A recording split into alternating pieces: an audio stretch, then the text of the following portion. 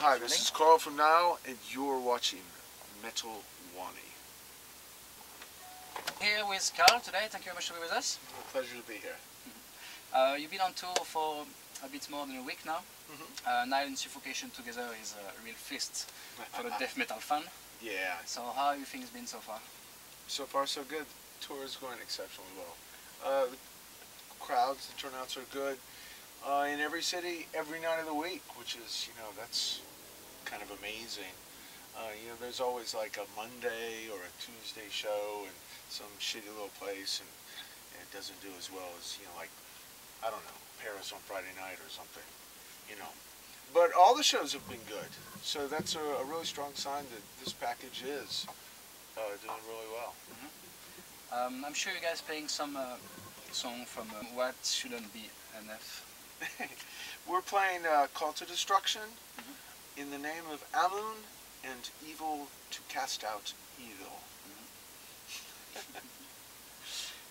With the new album, you guys have delivered a crushing slab of technical death metal, engraved with some grooves that is bound to make metal fan slave. So how happy are you with the final product? Well, we made this record for the fans. We didn't make this record for critics. We didn't make it for ourselves. We made it for the fucking fans. Because the fans, at the end of the day, the fans are what keeps the scene going. Without the support and loyalty of metal fans, we would not even have a metal scene. So I thought it was time someone should give a fuck about metal fans. So let's make a fan. Well, we made a bunch of records, where we made ourselves happy. And sometimes when you make yourself happy, you don't necessarily make everyone else happy. That's the way it kind of works. This time, we made a record for the fans. What can I do if I just ask? What was the fan reaction then to At the Gates of Sethu? It was really divisive. It split our fan base right up the middle. It's got some of my favourite writing of you guys on that album, so I found that really, really interesting. It's kind of like a go-to bit for me, that one. I think it's a study in how people perceive music, because the writing was very interesting. There's a lot of incredible, unique musicianship things in there, a lot of different compositional twists and turns, but the sound wasn't heavy. So a lot of people never heard anything past that. They walked away going, "Oh, it just sounds thin," blah blah blah blah. I didn't like songs. It really says a lot of people aren't actually listening to the content. They're just getting off on that big, heavy sound. It was a real eye-opening lesson. Was that quite surprising for you then to get that kind of response back?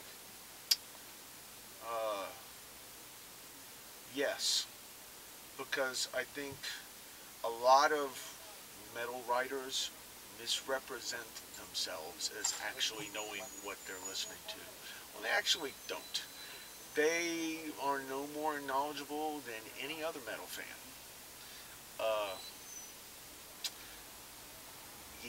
So content and substance versus tonality. So would you say it's more of a musician's record, that one? I'd say it's definitely a musician's record. It's one of the things I was thinking about very strongly when we were making that record was, I wanted everything to be very hearable. I wanted all the things that we were doing to be easily hearable so that people would get it. Because oftentimes, a lot of the nuances that we work so hard on often get lost in that big thunderous wall of sound. So I wanted people to hear, like, all of the, the little things. And it was bitter kind of reality to realize that half the time, that doesn't even fucking matter. That's why our fan base split right up the middle. So on one half, you got people that, appreciated being able to hear all that stuff and could hear all the different things we were doing. And the other half just going, well, it doesn't sound as heavy. Content versus tonality. It's an interesting study. with you and Dallas on a vocal is amazing to see a perfect asshole, guys. Your scream, your throat out to get through the belly jounts. So how you guys sit down and decide who's gonna sing at what time, what parts? That's a good one. Oftentimes, when we're working it out, Dallas will go, well, I like this line. And I'll say, well, I like this one. You take that one, I'll take this one, and see what happens. And usually we pick the ones that we'll be good at. Dallas is very good at like rapid fire, highly rhythmic things.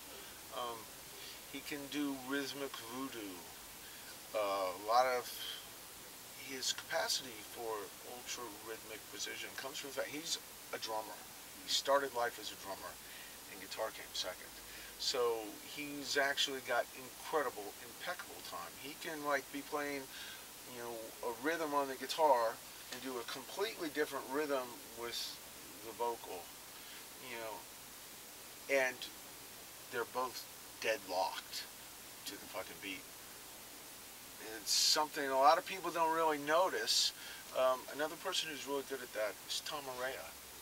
I don't know if you ever paid attention to his vocal rhythms, but they're incredibly well done.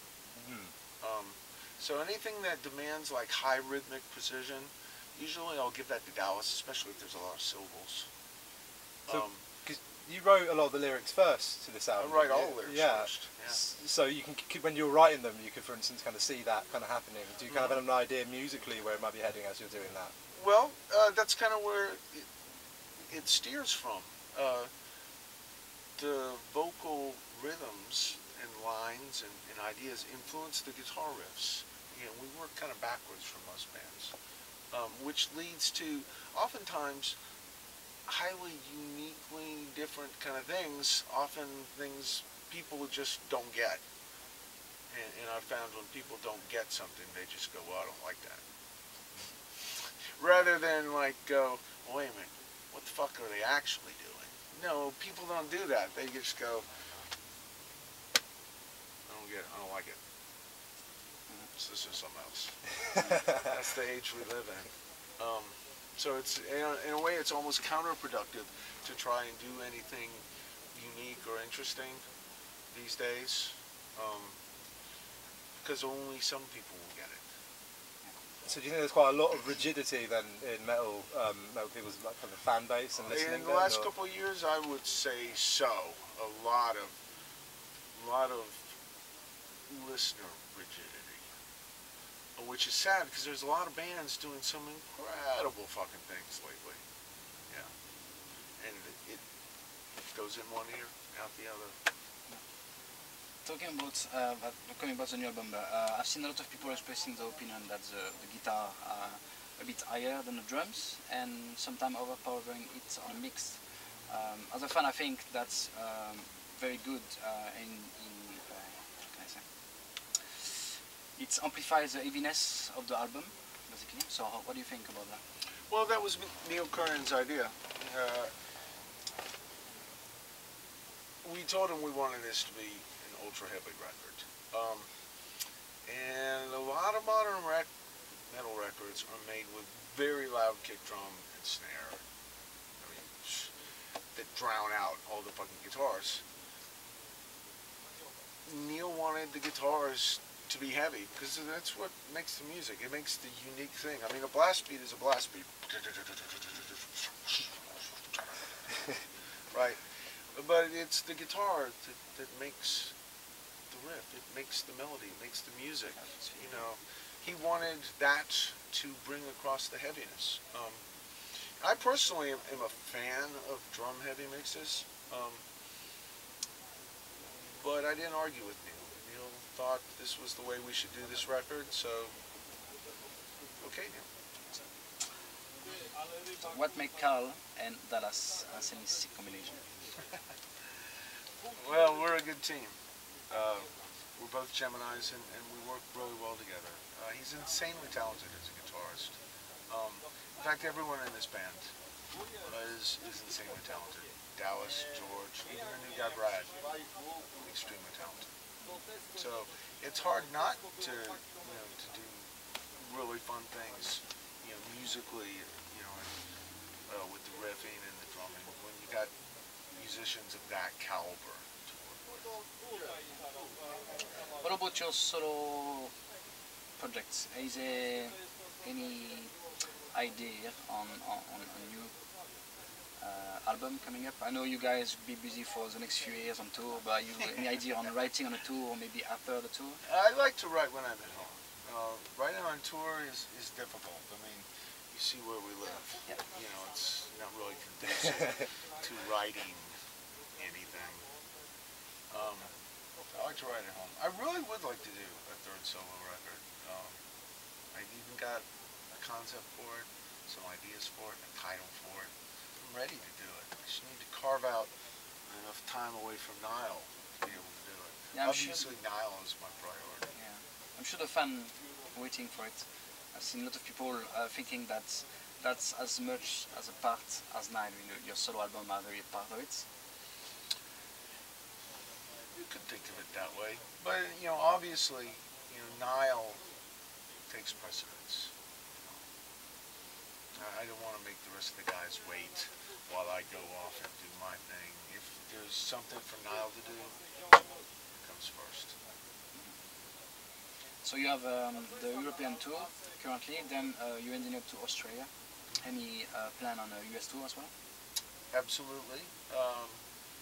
We're starting in January, going through February. Just Nile and local support acts everywhere. Promoting a bit the local bands, that's good as well. We know that you are a good friend with our boss always. He can't wait to meet you earlier. Just wondering if there's any plan on you going to India. We've tried before. Hopefully we will try again. We applied 8 times for our visas and were rejected every single time. Why? I don't know. Just quickly, on your latest single, Call to Destruction, on the video you've actually got like a warning about what the content of this song is about. We call it a disclaimer. Yeah, but we obviously, if you actually read the lyrics or listen to the lyrics, you can understand what it's all about. But were you worried about having a kind of like anti-Islamic kind of like vibe to that? I got with the disclaimer from both ends of the spectrum. You should see my inbox. Even with a fucking disclaimer on it, you should see my inbox full of people going, I can't believe you hate Islam. Or, yeah, let's kill all those fucking Islamic motherfuckers. Let's nuke the shit out of them. Fuck yeah. Lunacy. Absolute lunacy. It's as if people can't read. You can put a huge disclaimer on something that says, this is what it is. And it's not anything to do. I have no political or religious viewpoint on this, and I refuse to take one. I'm just quoting what a radical cleric said. He wanted to fucking tear down the pyramids, and all these ISIS fuckers are destroying all this historical stuff all across, the whole region. And how people can get, I'm pro-Islamic, or it's an ISIS recruitment video, or I hate Islam. I mean, radically different viewpoints. People are like just believing whatever the fuck they want to believe. They don't even care that it's printed, right? There's a big fucking sign. Like when you walk down the street and there's a no smoking section, there's a big sign that says no smoking, and you'll see some people out there smoking. It's the same thing. Humans, it's sad to say, are not as highly evolved as we believe ourselves to be.